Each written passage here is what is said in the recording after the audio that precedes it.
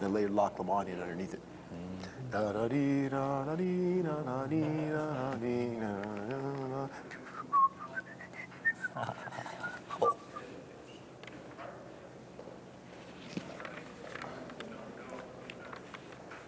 Hi, I'm Gary Gillette.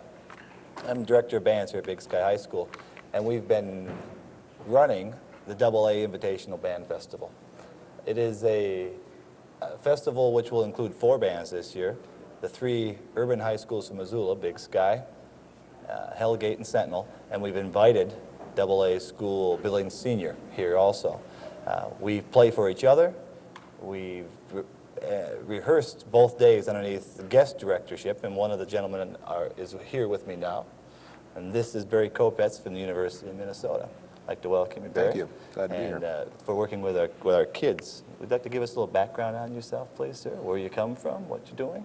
Well, most of my background, as you already know, is from public school teaching, and spent most of my public school teaching years in Ohio and South Carolina, and came to the University of Minnesota in 1986, and worked with the marching band, the chamber winds, and the symphonic band. Ah, great. How did you come to be a music teacher? What got you in this profession to begin with? What got you in this profession to begin with? We all had somebody that kind of, along the way, inspired us to pursue this as a profession. And for me, it was a combination of private teachers, but my high school band director really, I think, would get the biggest credit, as well as the high school choir director as well. Both were very strong influences. And in going through high school, all of us that were on a 9-period school day found the opportunity to take choir, band, jazz band, and if we desired, orchestra. We could get it all in, and that's become increasingly difficult, as you know, with the 6-period school days. Yes, it's very hard on our kids just to be able to take one music Exactly, class. And I feel at moments like they may be, getting a little bit cheated on the current system, and it'd be nice if they can at least flex a little bit and get it back where some of these kids can get double experiences. That's interesting.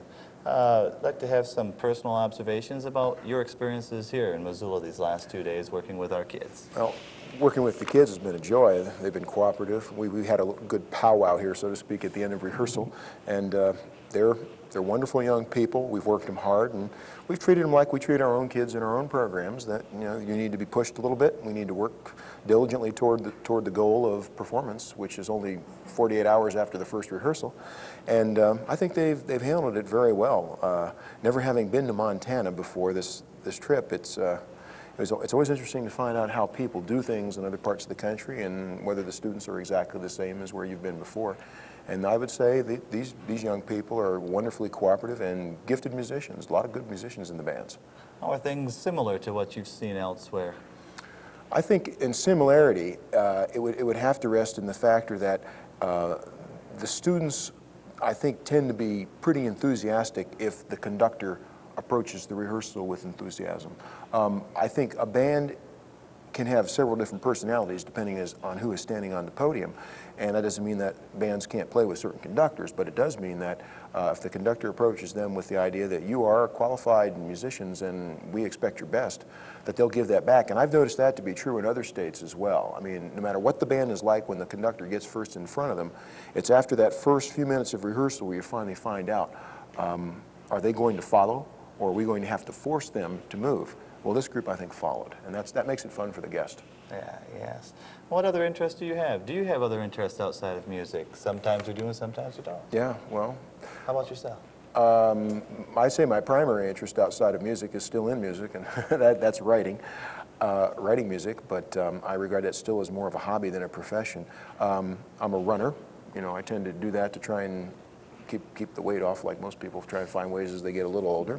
I'm a voracious reader, but I find as most band jobs require us to be in the office early and rehearse at nights, we try and get things done when school is out. There seems to be very little time to do some of the things that we regard as enjoyable hobbies. So those things I think we squeeze in whenever we can. Running for me is a 6 a.m. activity. If I don't run at 6, I don't run at all. So for me, that's a hobby. The rest of my time I try and spend with my young daughters so that they know who their dad is as they're growing up. Oh, great.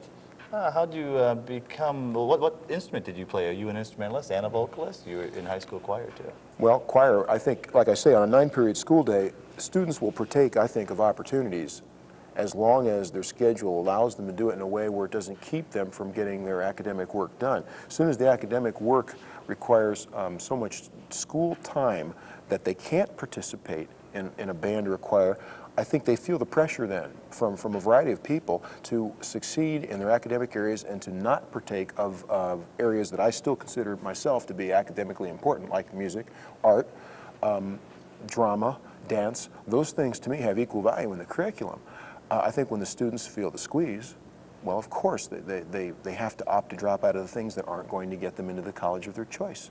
And I think, personally, I think it's a sad, unfortunate statement that we're making, that we're forcing them to make that decision before maybe they're old enough to really know whether music or drama or something else is going to be important to them for the future.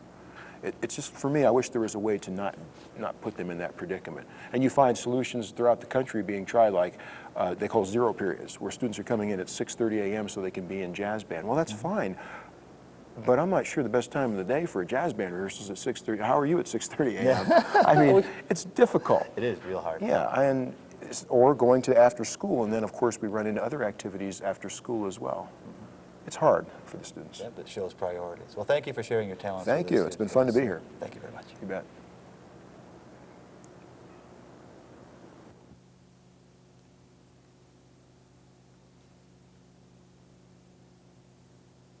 Hi, it's Gary Gillette back. I'm the band director here at Big Sky High School.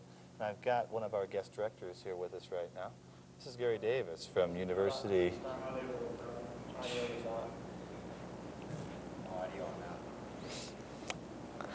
How do my lips look?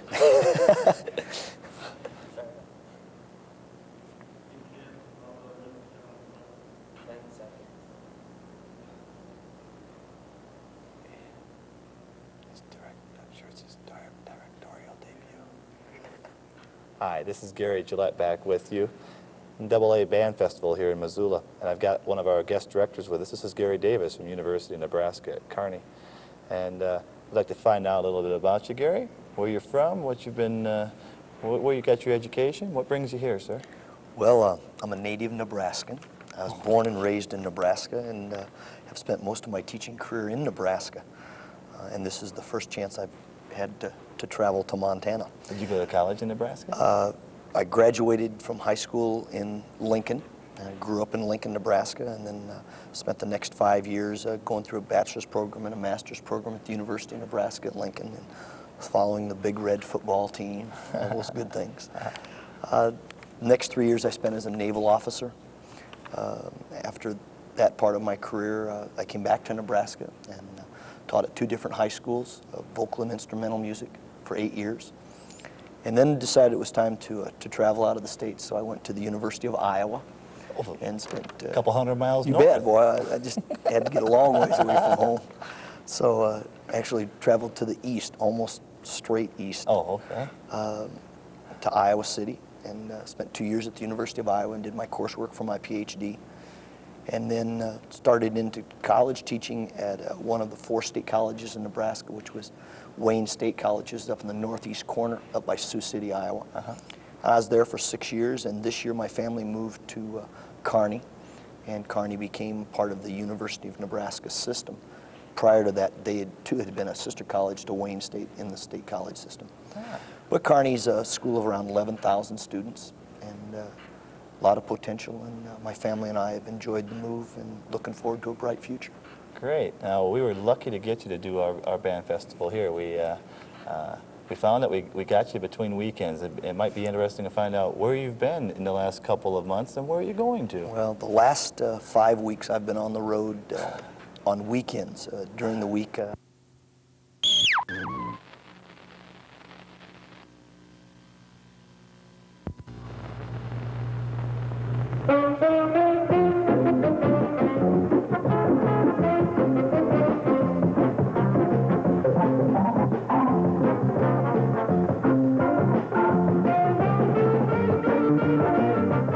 Do you ever watch the different ways people ride bicycles?